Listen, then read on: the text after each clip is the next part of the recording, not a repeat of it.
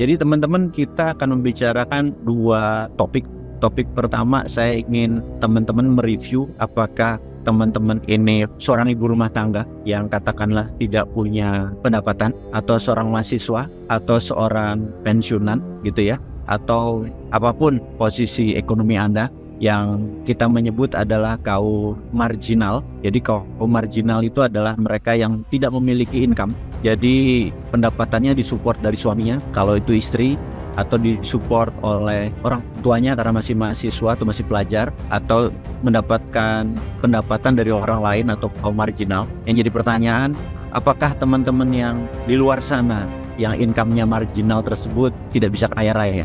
Itu pertanyaan sederhana. Terus, apakah seseorang yang berada di sama-sama malam ini mempunyai pendapatan atau income? Dan sebagai profesional, saya yakin Anda yang menjawab dalam hati, kemudian pegawai negeri sipil atau Pemda atau guru apapun profesi Anda mempunyai income, maka Anda masuk komunitas yang bisa menghidupkan diri dengan sebagai profesional atau pegawai. Selamat buat Anda.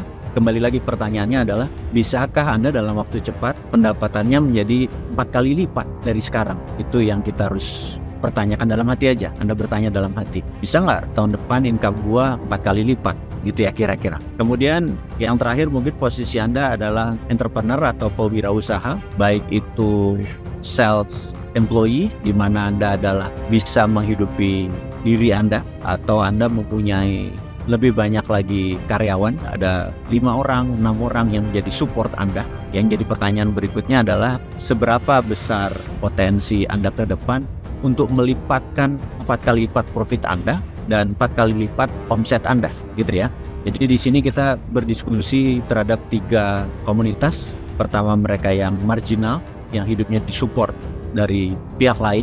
Yang kedua, mereka adalah profesional atau pegawai, baik itu pegawai negeri atau pegawai swasta, yang bergantung pada perusahaannya atau bergantung pada Pemda gitu ya. Dan alhamdulillah Anda pasti sudah bisa lebih menghidupkan diri sendiri atau termasuk keluarga Anda. Kemudian yang terakhir adalah komunitas pengusaha, baik usaha kecil yang disebut self-employee, yang Anda dengan diri Anda atau Anda dengan keluarga Anda, kemudian atau lebih besar lagi udah punya manajemen, punya 5 atau 10 pegawai, atau yang lebih besar itu yang omsetnya di atas 5 miliar misalnya, udah usaha besar. Siapapun itu, pertanyaannya adalah, mungkin nggak Anda lebih kaya 4 kali lipat dari hari ini dalam waktu 1 tahun? Itu pertanyaannya. Yang pertanyaan bagi teman-teman yang marginal adalah, bisa nggak saya kaya raya? Itu dulu ya, itu pertanyaannya. Jadi ada 2 hal yang hari ini kita mau mendiskusikan. Nomor 1 tadi, apapun profesi Anda, apapun income Anda, apapun pendapatan Anda, gimana cara bisa 4 kali lipat. Jadi nomor 1, kita harus mengenal sio kaya. Apa itu sio kaya?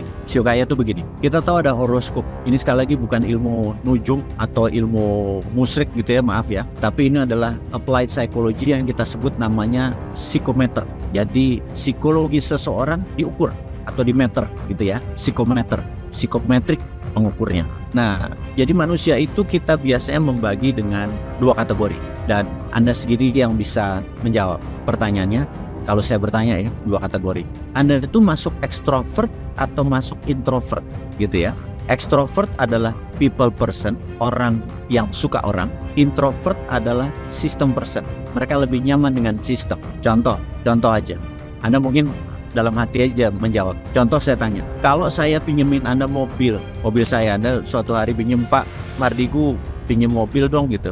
Terus saya pinjemin mobil Jaguar gitu ya. Dari mobil Jaguar itu Anda jalan, kemudian mobil itu mogok. Pertanyaan saya kepada Anda adalah, Anda telepon saya atau Anda telepon bengkel? Nah, kalau Anda menelpon saya, Anda orang ekstrovert. Kalau Anda menelpon bengkel, Anda orang introvert. Apalagi Anda tidak menelpon bengkel, tidak menelpon saya, tapi Anda baca manual booknya, Anda super introvert. Sekali lagi, itu bukan salah, bukan benar, tapi itu kecenderungan. Dan Anda harus mengenal kecenderungan Anda. Karena kalau Anda mengenal kecenderungan Anda, disitulah cara uang itu bekerja. Misalnya, Anda seorang extrovert, people person, Anda cocok di bidang manajemen, Anda cocok di bidang mengelola orang lain, Anda tidak cocok berlibat sama angka, sama data, sama akunting.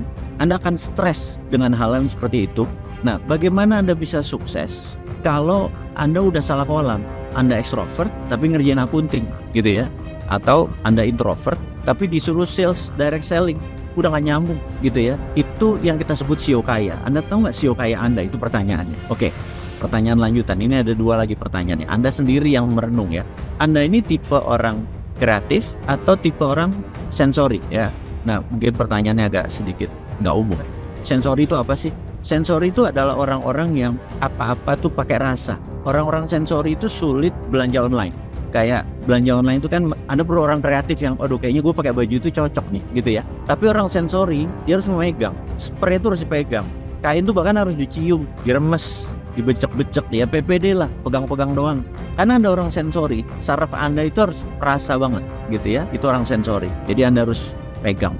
Nah pertanyaannya, Anda orang kreatif atau orang sensori gitu ya? Itu pertanyaan sederhana dan Anda menjawabnya bingung, gue apa ya? Karena gue kadang-kadang gue sensori, kadang-kadang ya itulah manusia. Tapi kalau saya tanya gini, Anda bayangkan saya membuat Anda mau coba memvisualkan tentang sebuah villa di Jogja. Ada villa di Jogja. Sekali lagi, bayangkan ada villa di Jogja dan saya bawa Anda ke sana, ke villa tersebut. Pertanyaan saya, pada saat Anda mengimajinasikannya, Anda berada di dalam villa atau Anda berada di luar villa gitu ya. Ini pertanyaan sederhana. Sekali lagi, waktu saya bilang bayangin saya bawa Anda ke sebuah villa, ini imajinasi Anda. Kemudian pertanyaan saya adalah, Anda berada di dalam villa atau Anda berada di luar villa pada saat membayangin villa tadi gitu. Kalau Anda berada di luar villa, Anda adalah orang kreatif. Tapi kalau Anda di dalam villa, Anda orang sensori. Kayak gitu ya.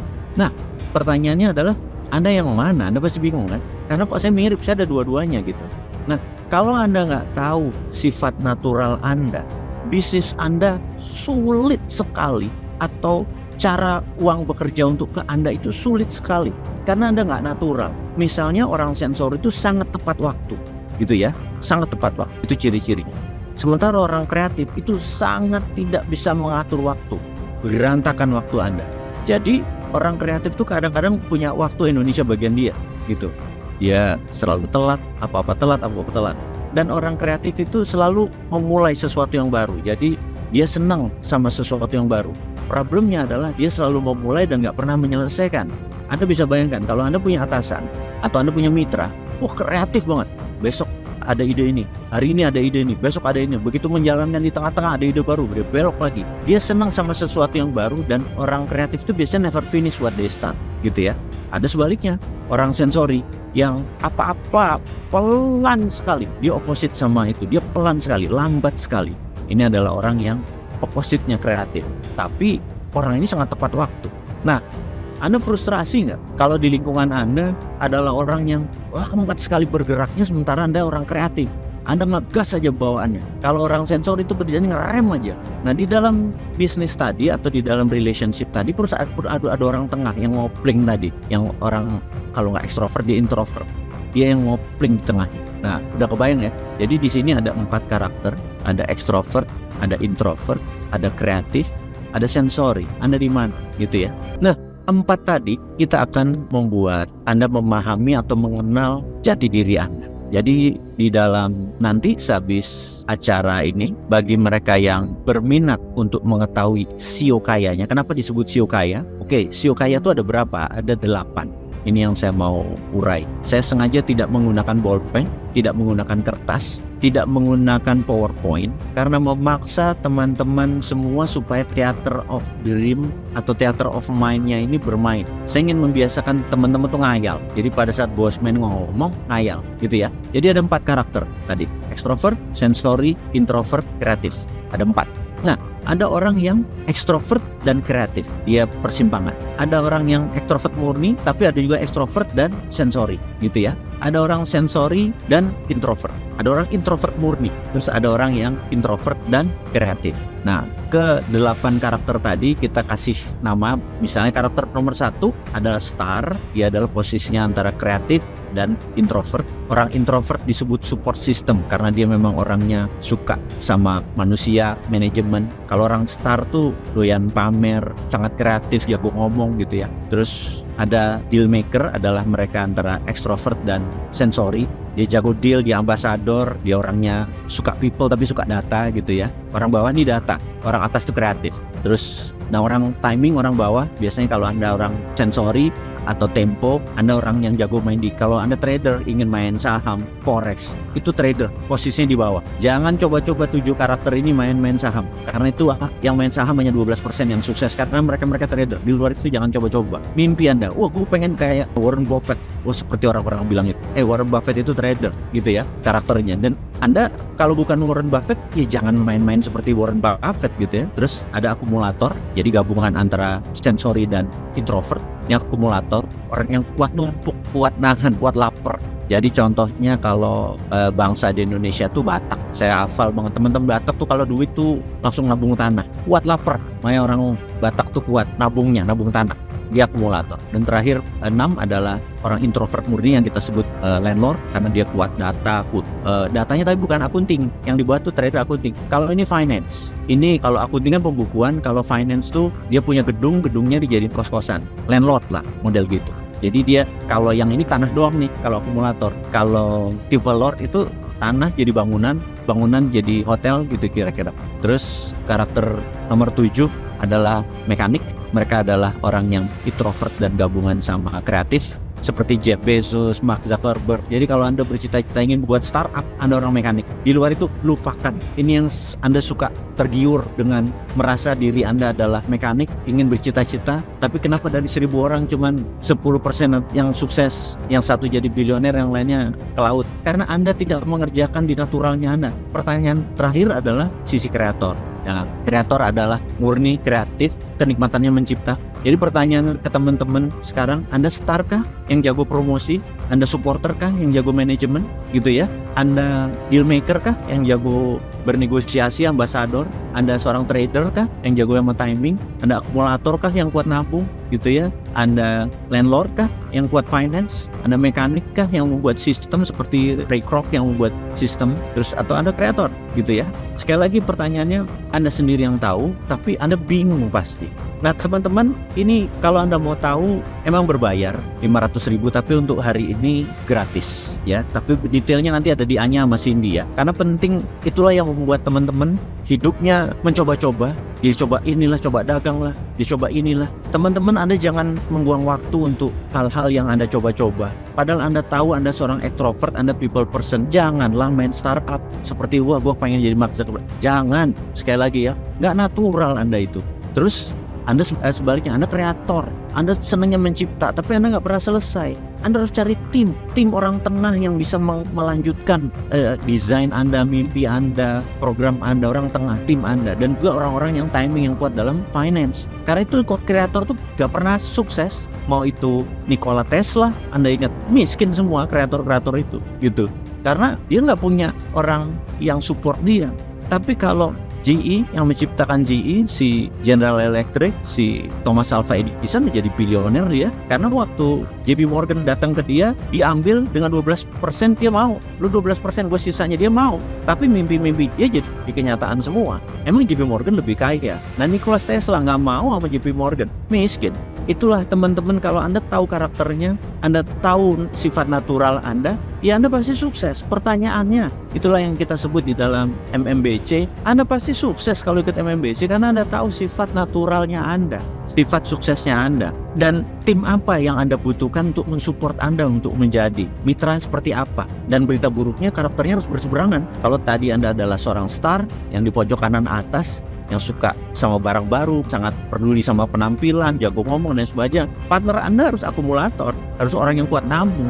Bayangin kalau, atau suami istri deh, suaminya jago dandan, istrinya jago dandan, jago belanja, bubar itu, gitu ya. Bahkan pasangan pun suami istri kalau bisa sifatnya berlawanan, karakter berlawanan, itu membuat menjadi konsisten atau lumintu hubungannya. Nah di dalam bisnis juga sama, mitra bisnis juga sama, di dalam organisasi juga sama. Kita harus memiliki partner-partner yang sifatnya berlawanan. Sekarang Anda aja nggak tahu sifat Anda apa, CEO kaya Anda apa, terus nggak tahu partner Anda apa. Hidupnya bisnisnya pasti coba-coba. Saya yakin. Jadi kenapa perusahaan itu waktu impian pertama jalan kayaknya kompak setengah mati, nggak sampai setahun sudah mulai clash, 3 tahun tutup, ya nggak?